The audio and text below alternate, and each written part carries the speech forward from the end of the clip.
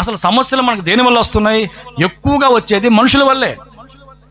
ఈ మనుషులతో మనం బ్రతుకుతున్నాం గనక, మనుషులతోనే మనం ఉంటున్నాం గనక, నువ్వు ఎన్నుకునేటువంటి మనుషులు ఎలా ఉండాలి సార్? సెలెక్ట్ చేయబడిన మనుషులుగా ఉండాలి. ఆమేన్, హల్లెలూయా. సంఘంలో నువ్వు ఉన్నావు కదా, నీ స్నేహము ప్రార్థన చేసే వాళ్ళతోనే ఉండాలి. సమస్యలు వస్తే ఎలా నిలబడుతుందో ఆమె, దాన్ని బట్టే నీ స్నేహం ఉండాలి. కష్టాలు వస్తే ఆమె ఎలా జయిస్తుందో దాన్ని బట్టే నీ స్నేహం ఉండాలి. ఉపవాస ప్రార్థనకి రాకపోయా, పరిశుద్ధాత్మ కూటమికి రాకపోయా, ఏదైనా సమస్య వస్తే ఏం చేయాలో తెలియకపోయా, అలాంటి వాళ్ళతో నువ్వు స్నేహం చేస్తే నువ్వు కూడా ఏమైపోతావు తెలుసా? అదే బాటలో పడి వెళ్తావు. సమస్యలు దేనివల్ల వస్తున్నాయంటే మనుషుల వల్లే వస్తాయి. ఎక్కువ క్యారెక్టర్ లేని మనుషులతో, గుర్తింపు లేని మనుషులతో, ఎన్నిక లేని మనుషులతో మనం తిరిగితే మనం కూడా అలాగే అయిపోతాము. ఆమేన్, హల్లెలూయా. గురుండాల, మనకి ఏముండాలా? గురుండాలా.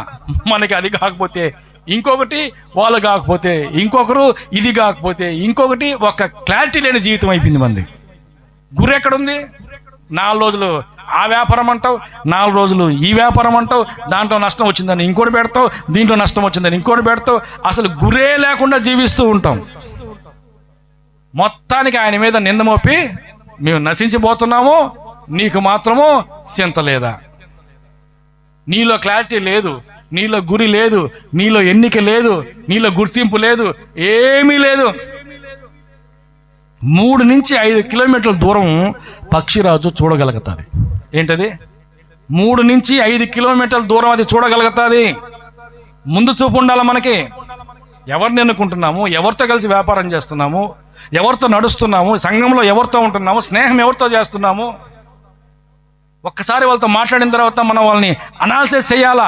వీళ్ళు ప్రార్థనకి పనికిరారు, వీళ్ళు విశ్వాస జీవితానికి పనికిరారు, వీళ్ళు టైం సెన్స్ లేదు, దేవుడికి టైం ఇవ్వలేరు, కరెక్ట్గా ఉండలేరు, కరెక్ట్గా చూయలేరు. వాళ్ళని అప్పుడే మనం అనాలిసిస్ చేసేయాలి. వెంటనే ముందు చూపు ఉండాలి నీకు. తెలియకుండా వాళ్ళతో పాటు నువ్వు కూడా తిరిగావనుకో, వాళ్ళ లక్షణాలే నీకు కూడా వస్తాయి. 9 గంటలకు వచ్చేదానివి వాళ్ళతో చేరావు, వాళ్ళతో పాటు ఇప్పుడు ఏమైపోయింది తెలుసా? నువ్వు కూడా 10 గంటలకు వస్తున్నావు. పక్షిరాజుకు ఉండే ముందు చూపు కూడా నీకు లేకపోయా.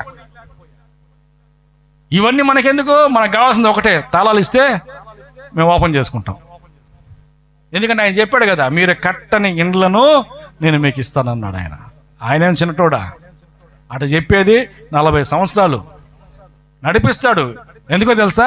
సింహంలాగా నిన్ను తయారు చేయాలని, పక్షిరాజులాగా నిన్ను తయారు చేయాలని.